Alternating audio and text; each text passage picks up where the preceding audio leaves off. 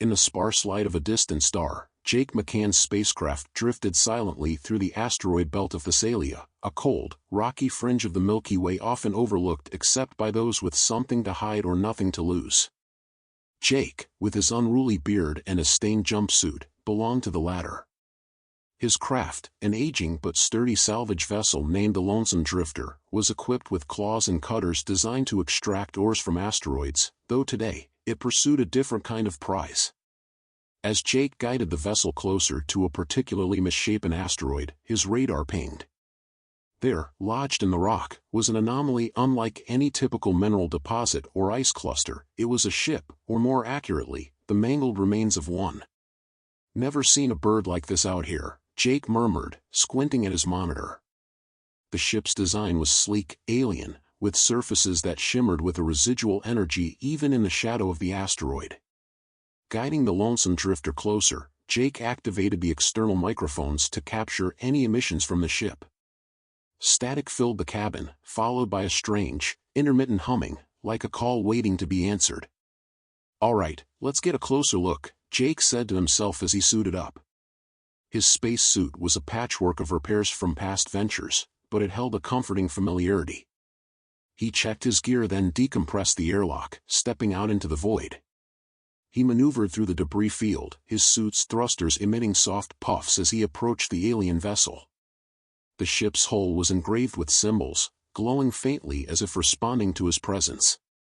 "Definitely not one of ours," Jake muttered, running his gloved hand over the markings. His touch triggered a ripple of light across the hull. What in the stars? Floating back to the Lonesome Drifter, he hoisted himself into the cargo bay and repressurized the compartment. Once inside, he wasted no time, heading straight to the salvage arms control station. He grabbed the communicator. "Hey, Marla, you gotta see this.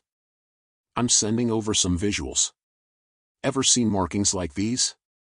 After a brief pause, the scratchy voice of Marla, a fellow salvager and a whiz with alien tech, crackled through the speaker. "Jake, these are ancient. Like, pre-diaspora ancient. Whatever you do, don't touch." "Too late for that," Jake interrupted, grinning. "Touched it and it lit up like the festivals on Orion's belt. I'm bringing it in. Be careful, Jake. Stuff like that could be worth fortunes or spell disaster. Maybe both." With a chuckle, Jake responded, "Since when have I ever played it safe?" Using the Lonesome Drifter's salvage arms, he carefully carved the alien ship from the asteroid's grip. The metal groaned, resisting, then relented as it was freed from its rocky prison. Jake guided the ship into his vessel's hold, securing it. Back at the control panel, Jake inspected the alien ship through the bay's observation window. "All right, let's see what secrets you hold," he said, anticipation mixing with a hint of reverence in his voice. As the ship settled in the hold, Jake couldn't shake the feeling that he had stumbled upon something monumental. The humming from the ship had followed him back to the cockpit, a constant reminder of the unknown just meters away. "I guess it's just you and me now," he spoke to the ship, half expecting a response. "Let's figure out what you're all about." He plotted a course back to Thessalia, ready to delve into the mysteries of the alien craft, unaware of the cosmic ripples his discovery was about to send across the galaxy. Back in his workshop on Thessalia, Jake maneuvered the alien spacecraft into a more secure docking bay. The workshop was a cavernous hangar carved out of an asteroid's core, littered with the skeletons of old ships and the echoes of forgotten projects. The ancient ship, now resting under harsh strip lighting, looked more enigmatic than ever. Jake wasted no time. He pulled on his worn-out, oily overalls and approached the ship with a mixture of caution and irrepressible curiosity. The ship's surface still held a residual warmth, and the strange symbols seemed to pulse faintly as he neared. He set up his scanning equipment, trying to decipher the ship's composition. "Unknown alloy, huh?" "Figures," Jake muttered, scrutinizing the readouts. "Well, let's see if we can't find a way inside this mystery box." As he circled the ship, he found a panel that looked less like a part of the hull and more like a hatch. It had no visible seams or handles. Jake placed his hand near the symbols, and to his surprise, the hatch slid open with a soft hiss, revealing a dark interior. "Bingo," Jake whispered, shining his flashlight into the gloom. He stepped inside, the air cool and tinged with an unfamiliar metallic scent.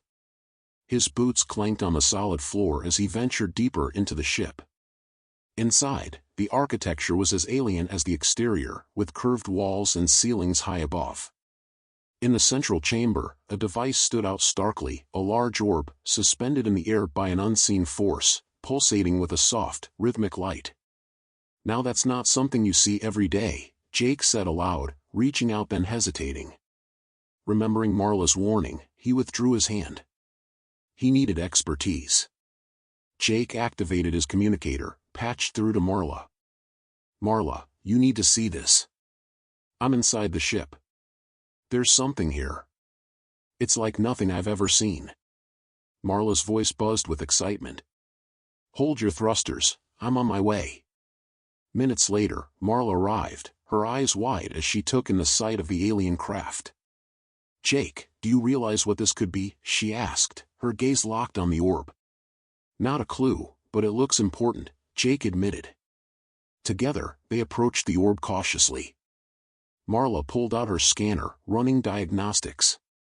"It's emitting a low-frequency signal. Almost like it's alive." "That can't be good," Jake remarked. "Or it could be incredible," Marla countered, her eyes never leaving the readout. "This could be an energy source, a computer core, or a bomb," Jake cut in, half joking. Marla shot him a look. "Let's find out." She adjusted her scanner to a different frequency. "Okay, on my count, let's see if it responds to external stimuli." Jake nodded, watching intently as Marla counted down. 3, 2, 1, now. Jake tapped the orb lightly. The response was immediate and breathtaking. The orb burst into a kaleidoscope of lights, illuminating the entire chamber in a dazzling display of colors. The symbols on the ship's walls began to glow in harmony with the orb's pulsations. Marla gasped. "It's a map. Look, these constellations, they're not random. They're showing sectors of the galaxy. But why show us this? And why now?" Jake pondered, his mind racing with the possibilities. As they studied the glowing symbols, trying to correlate them with known star maps, the orb's light intensified. Suddenly, it projected a holographic image above it, a star system, with an ominous red mark pulsating over one of the planets. The red mark, could it be a warning? Marla speculated. Or a target, Jake suggested grimly. Realizing the potential danger, Jake decided they needed more help. "We should consult with Professor Aldine. He's a xenolinguist, maybe he can make sense of these symbols." Marla agreed, her voice solemn.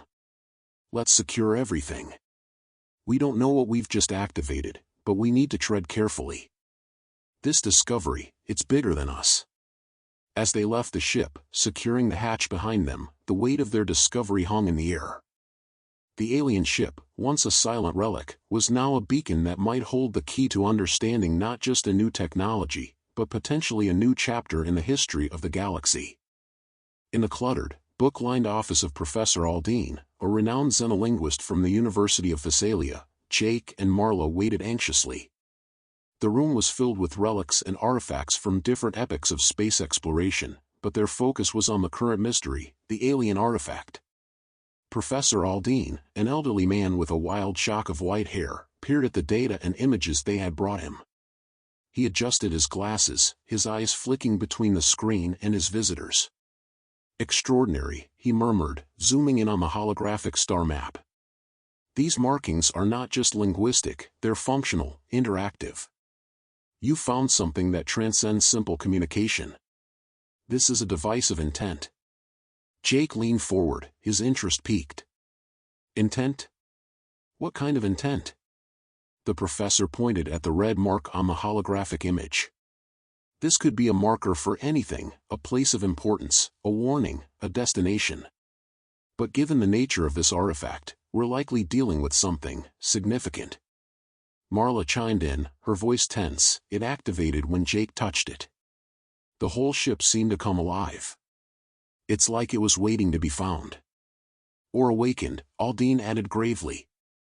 Many ancient civilizations believed in locking away knowledge until the right time or the right bearer came along.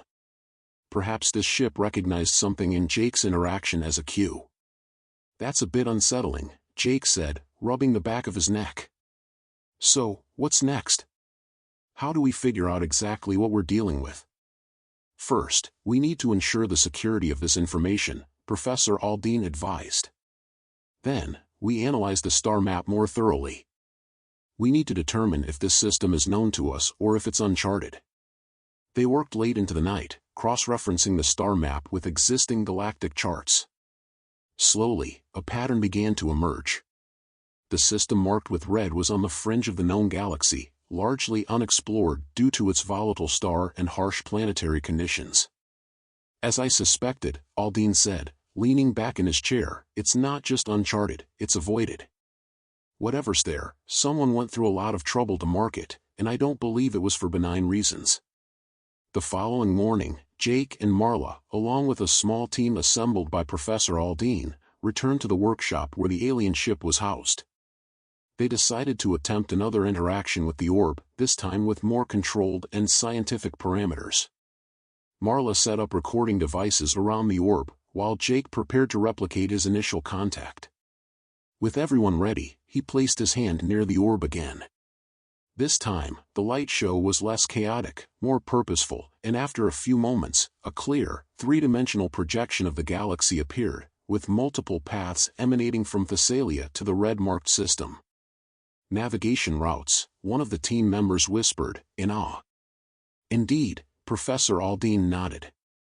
This ship isn't just showing us where to go, it's inviting us to follow. But why? Jake wondered aloud. That's what we need to find out, Marla said. It could be a treasure trove of lost technology or knowledge. Or it could be a trap. The team agreed that the only way to find out was to mount an expedition to the marked system. Preparations began at once, with the alien ship serving both as the map and, potentially, the key to whatever lay waiting at the journey's end. As they worked, the beacon emitted by the ship intensified, suggesting that their actions were being monitored or recorded by some unseen observer. It wasn't long before the wider galaxy took notice. Signals began to intercept the beacon, queries in dozens of languages, from civilizations across the Milky Way, each asking the same questions. What have you found? What does it mean? The story of Jake's discovery spread like wildfire across the galaxy, catching the attention of explorers, scientists, and even pirates.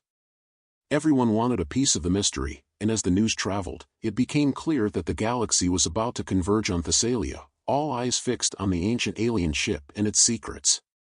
As Jake watched the flurry of activity around him, he couldn't help but feel both exhilarated and overwhelmed. We're really doing this, aren't we? He said to Marla, who was busy coordinating with the new arrivals. We are, she confirmed, her eyes gleaming with determination. And we're going to find out what's at the end of this map, together. The once quiet mining colony of Thessalia transformed almost overnight. With the news of Jake's discovery spreading far and wide, the secluded outpost became a bustling hub of activity. Ships of various shapes and sizes, representing numerous galactic civilizations, filled the skies. Scholars, adventurers, and opportunists descended upon the colony, each driven by curiosity or greed. Inside a newly erected command center near Jake's workshop, Marla and Jake reviewed security protocols with Thessalian officials. The influx of visitors made them uneasy. Not all intentions were noble. This is turning into a circus, Jake complained, watching through the window as another alien delegation arrived. And every circus attracts its clowns. Marla, focused on a tablet, nodded without looking up. Which is why we're tightening access to the ship. Only vetted personnel are allowed from this point on. We can't risk someone trying to make off with any part of it. Their conversation was interrupted by Professor Aldine, who hurried in with an air of excitement. We've made a breakthrough with the translation of the symbols, he announced, waving a sheaf of digital printouts. It's a language, yes, but also a form of historical record.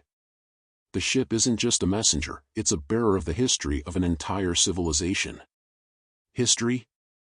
Jake leaned in, intrigued. What kind of history? From what we've deciphered, it seems this civilization faced a cataclysmic event, one that possibly wiped them out, Aldine explained. The ship is programmed to find someone who can understand or prevent a similar fate elsewhere. Marla furrowed her brow. Are you saying the ship thinks we might face the same danger? It's possible, Aldine mused. This may be less of an invitation and more of a warning. They pondered this in silence until a young aide interrupted. Excuse me, Professor, there's a transmission coming in. It's broadcasting on all frequencies. They moved to the communications hub where a crowd had gathered. The screen flickered and a voice, clear but unmistakably alien, spoke in galactic standard. To the inhabitants of Thessalia, you hold the beacon of the Forerunners. We urge you to heed its warning. You are not the first to receive this message. The room erupted in murmurs. Jake found himself gripping the back of a chair, his knuckles white. Who are they? He asked. Identifying the signal's origin now, a technician replied, fingers flying over the controls. Marla turned to Aldine. Could this be the civilization from the ship? Unlikely, Aldine shook his head. They refer to the ship's creators as Forerunners. This implies they, too, were recipients of a similar message. The technician looked up.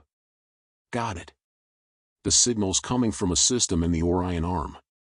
It's populated by the Kalari, a spacefaring race known for their observatories. Patch them through, Jake said decisively. The screen changed, and a Kalari appeared, their skin a shimmering blue, eyes large and unblinking. I am Cyril of Kaler. We received our beacon over a millennium ago. It brought us knowledge and warning, which we ignored to our peril. We lost much but learned the value of the Forerunner's message. We urge you not to make our mistake. What happened to your people? Marla asked. Cyril's gaze was solemn. A wave of dark energy, unleashed from the collapsing star marked on your map. It sweeps through the galaxy, invisible and relentless. Our systems were devastated before we understood the danger. And now? Jake pressed. Now, we prepare. We fortify. We survive, Cyril replied. And we reach out, so others might be spared. As the transmission ended, a heavy silence fell over the room. Everyone sensed the gravity of the situation, a threat loomed over them, as real as the ship that sat quietly in Jake's hangar. We need to get to that star system, Marla stated. If there's something there that can help us prepare or defend against this dark wave, we have to find it. Jake nodded. Let's assemble a team. We're going to need the best for this. Professor Aldine agreed. I'll coordinate with the Kalari for information and support. This is no longer about exploration, it's about survival.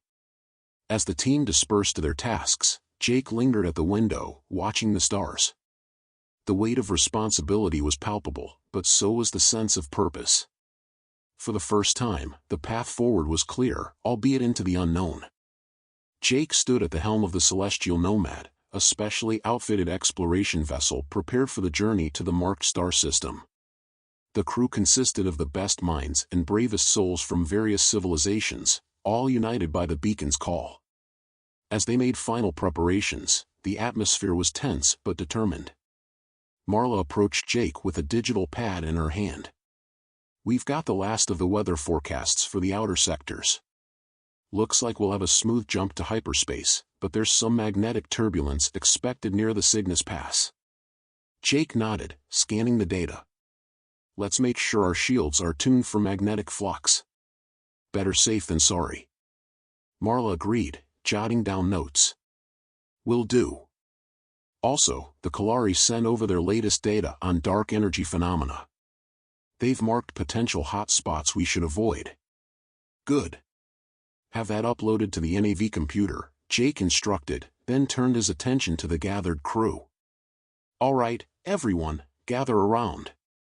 The diverse group assembled in the ship's central bay, where Jake stood next to a large holographic display of the galaxy, the ominous red mark pulsating slightly. "We're heading into uncharted territory," Jake began, his voice firm. "This mission isn't just about discovery, it's about survival. The Kalari have given us a warning, a second chance that they never had. We need to find whatever it is that can help us understand this threat and possibly counteract it." Professor Aldine stepped forward, adjusting his spectacles.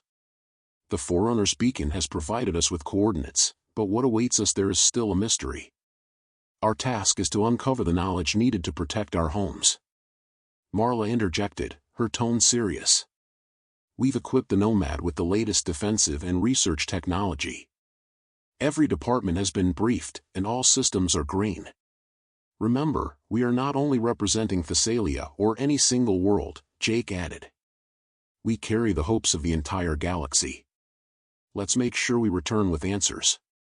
Cheers and nods of agreement followed Jake's speech, and the crew dispersed to their stations, ready for departure. As the celestial nomad left Thessalia's orbit, messages of support and caution from various planetary leaders flooded in. The galaxy watched, holding its collective breath as the ship sped towards the distant, dangerous star system. During the journey, Jake spent hours with Marla and Aldine, reviewing every piece of data they had about the Forerunners and the potential threats. The ship's AI continuously processed new information coming in from probes sent ahead into the system. One evening, as Jake reviewed star maps, Marla approached him with a troubled look. "Jake, you need to see this," she said, handing him a tablet showing live feed from one of their forward probes. "One of our probes just went offline as it approached the third planet." Jake examined the data, his brow furrowing. "Looks like it encountered some kind of energy anomaly. It's consistent with the dark energy effects described by the Kalari." "This confirms we're looking at the same phenomenon," Aldine noted, peering over Jake's shoulder. "This isn't just theoretical anymore. We need to be extremely cautious as we proceed." Jake nodded solemnly. "Agreed. Let's adjust our approach vector to maximize our sensor's effectiveness. We need a full analysis of that anomaly before we get any closer." The next few days were a blur of activity as the celestial nomad approached the system.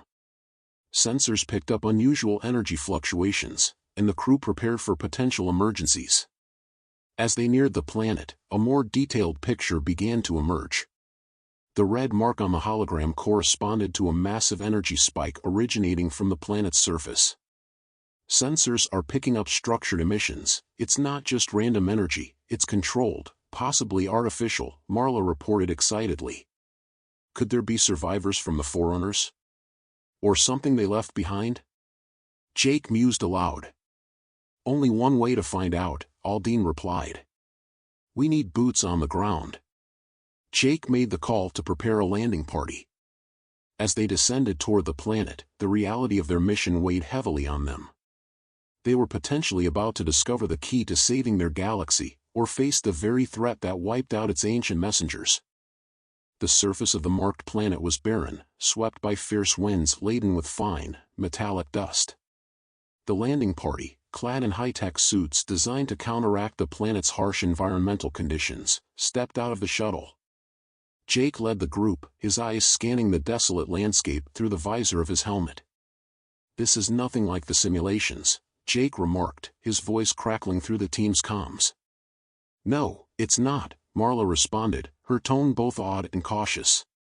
"But the energy readings are off the charts. Whatever we're looking for, it's close." The team moved towards the source of the energy emissions, a vast crater rimmed with dark, glassy rock. In its center lay a structure, seemingly intact and pulsating with a dim light. "Looks like we found the heart of it," Professor Aldine noted, pointing towards the structure. "Let's get closer, but keep your sensors on high alert." As they approached, Jake noticed that the structure's surface was etched with the same symbols found on the alien ship. He reached out, his glove hovering inches from the glowing symbols. Instantly, a holographic interface sprang to life, projecting a detailed map of the galaxy, with several planets highlighted. "It's a network," Jake concluded, studying the map. "These must be other locations where the Forerunners placed beacons." "Or warning posts," Marla added. It seems they were preparing for something big. Suddenly, the ground trembled beneath their feet, and a deep rumble echoed through the air.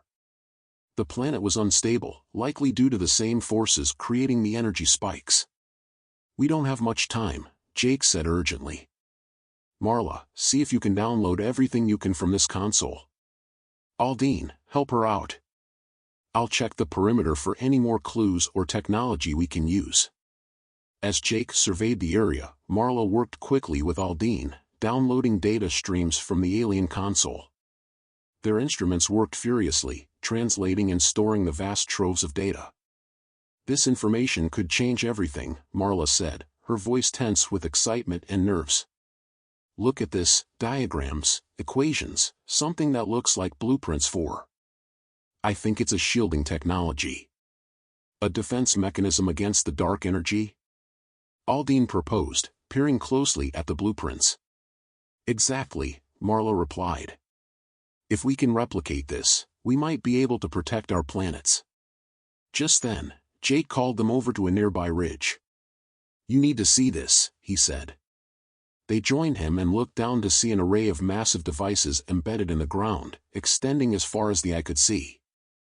"I think these were part of their planetary defense system," Jake explained. "Some are damaged, but others might still be operational." The discovery was monumental. They now had potential access to technology that could shield their galaxy from the impending catastrophe. "We need to get this back to the Council," Jake decided.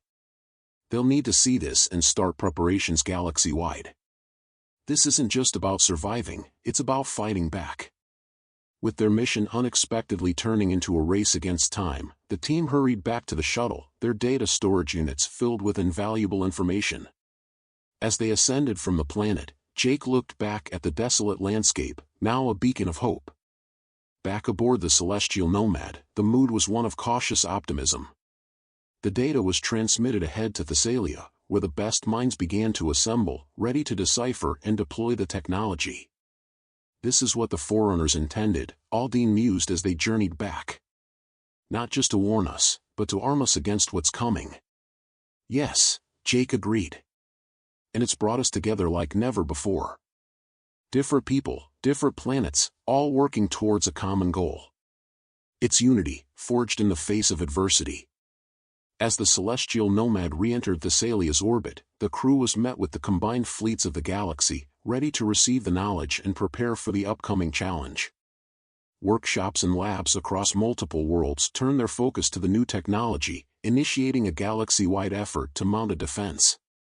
"This is the dawn of a new era," Jake said to his crew. "One where we stand together against the darkness." Upon returning to Thessalia, the crew of the Celestial Nomad was greeted with an urgency that swept through the entire galaxy.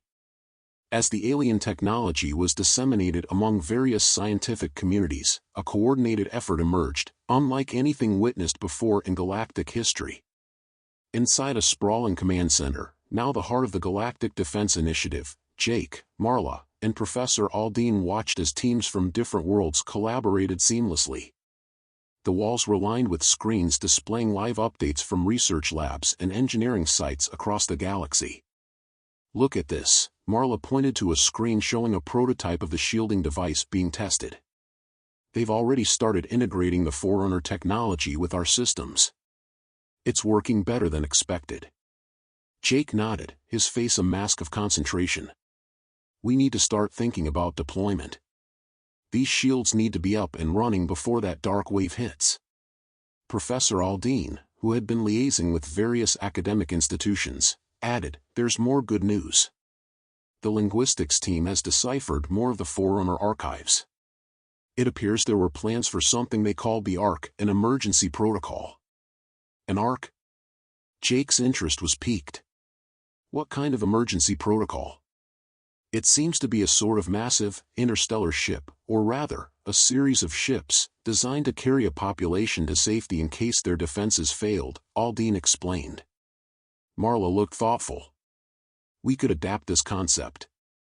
Build arcs as a last resort, in case some planets can't be shielded in time."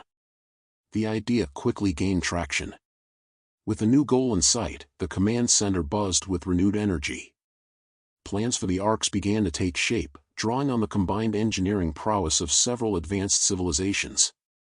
"We'll need a list of all potentially habitable exoplanets within range," Jake instructed a team of astrophysicists. "And check them against the Forerunner data. They might have already scoped out suitable locations." As the weeks turned into months, the galaxy transformed.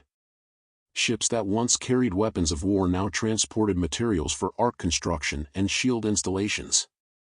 Former rivals exchanged knowledge and resources with a spirit of camaraderie that was once unthinkable. One evening, as Jake and Marla reviewed the progress from their temporary office overlooking a massive shipyard, Marla sighed deeply. "Did you ever imagine we'd be here, doing this?" Jake, watching a newly completed arc being fitted out, smiled wryly. "If you'd told me a year ago that I'd be helping to save the galaxy, I would have laughed. Now, it feels like this was what we were meant to do all along." Their conversation was interrupted by an urgent message from the observation post. "We've detected an increase in the dark wave's approach velocity. It's faster than predicted." The news spread quickly, casting a pall over the bustling shipyard. Jake addressed the gathered leaders and scientists with a gravitas born of recent months. "We knew this wouldn't be easy," he began, his voice steady despite the grim news. "This dark wave is faster than we anticipated, but so has been our progress. Our shields are nearly ready, and the arcs are coming online. We must continue to work together, with the same determination that has brought us this far." As construction on the arcs continued around the clock, Jake and Marla worked tirelessly to coordinate the defense efforts. Every piece of data from the Forerunner technology was scrutinized for any advantage it could provide. Finally, as the first arc was completed, a grand ceremony was held. Representatives from every participating civilization were present, a testament to the unity that had been forged in the face of existential threat. "This arc represents not just hope, but the determination of countless beings working towards a common goal," Jake announced to the assembly. "It is proof that when faced with the greatest of challenges, we do not falter. We stand together." Cheers filled the air as the arc powered up, its engines a dull roar against the backdrop of speeches and applause. In the following days, the other arcs were completed, each launch a beacon of the galaxy's newfound unity and resolve. As the dark wave loomed closer, these arcs stood ready to preserve the future, whatever it might hold. As the dark wave drew near, casting a shadow over the stars, the galaxy stood united, watching and waiting. The newly constructed arcs, colossal in size and ambition, were stationed at strategic points, ready to evacuate populations from threatened planets. Meanwhile, the planetary shield generators hummed with energy, a testament to the rapid adaptation of Forerunner technology. Inside the main command center on Thessalia, the tension was palpable. Jake, Marla, and Professor Aldine monitored the incoming data streams, their faces illuminated by the soft glow of screens. "The shields are holding at 70% efficiency across the board," Marla reported, her voice steady despite the underlying stress. "We're pushing them to full capacity as the wave approaches." Professor Aldine, who had spent the last few months deciphering more of the Forerunner's archives, turned from his console with a grave look. "There's something you both should see," he said. According to the latest translations, the Forerunners never fully stopped the wave in their time. They managed to delay it, but it was always meant to return. Jake absorbed the news with a deep frown. "So we're facing the same cycle. But this time, we have their knowledge, and our unity." As they prepared for the imminent impact, a live feed of the galaxy was displayed across the main screen, showing the coordinated efforts of countless worlds. Ships maneuvered into defensive positions, and ground-based defenses powered up, their energy signatures bright against the dark backdrop of space. "We've done everything we can," Jake said to the assembled teams. "Now, we see if it's enough." The moment of truth arrived as the dark wave collided with the outermost defenses. The shields flared brilliantly, dispersing much of the wave's destructive energy. Spectators across the galaxy held their breaths, watching as the wave tested the limits of their technology. On the main screen, the impact zones lit up. Marla quickly analyzed the data. Initial reports are positive. the shields are holding. Some fluctuations in the outer sectors, but within expected parameters. Cheers broke out among the crew, a mix of relief and triumph echoing through the command center. Yet, everyone knew this was only the first wave. More would follow, but now there was hope. As the days passed, the galaxy worked in shifts, tirelessly maintaining the defenses. The arcs remained on standby, a constant reminder of the stakes at hand. During a rare moment of calm, Jake and Marla stood watching a sunset on Thessalia's horizon, the sky a tapestry of colors, reflecting off her serene face. "It's beautiful, isn't it?" Marla said softly. "After everything, to still have moments like this." Jake nodded, his eyes not leaving the horizon. "It reminds us what we're fighting for. Not just survival, but the chance to witness such peace." The peace was short-lived, however. New data indicated that another, more potent wave was forming, driven by the same cosmic forces that had initiated the first. Back in the command center, the mood shifted to high alert. "This next one's going to test us even more," Jake declared as he rallied the teams. "But look at what we've achieved already. We're not just survivors, we're guardians of this galaxy." As the second wave approached, every available resource was rerouted to strengthen the shields. The galaxy watched again, united not just by fear, but by a collective determination to overcome. When the wave hit, it was with a force greater than any simulation had predicted. The shields buckled under the pressure but held firm, dispersing the deadly energy into space. It was a close call, closer than anyone had hoped, but the defenses held. In the aftermath, a new sense of resilience took root. The galaxy, once a loose collection of civilizations, was now a unified entity. Reconstruction efforts began, and plans were made to strengthen the defenses further. "The Forerunners gave us a warning, but they also gave us a gift," Jake told a gathering of leaders and citizens from across the galaxy. "We've turned their legacy into a beacon of hope." As the rebuilding efforts continued, the arcs were repurposed as symbols of this new era, an era of cooperation and shared destiny. Jake, Marla, and Aldine watched as their society transformed, guided by the lessons of the past and the promise of a brighter future. "We've been through the dark," Jake said, looking out over a crowd of faces, human and alien alike. "Now, let's build in the light."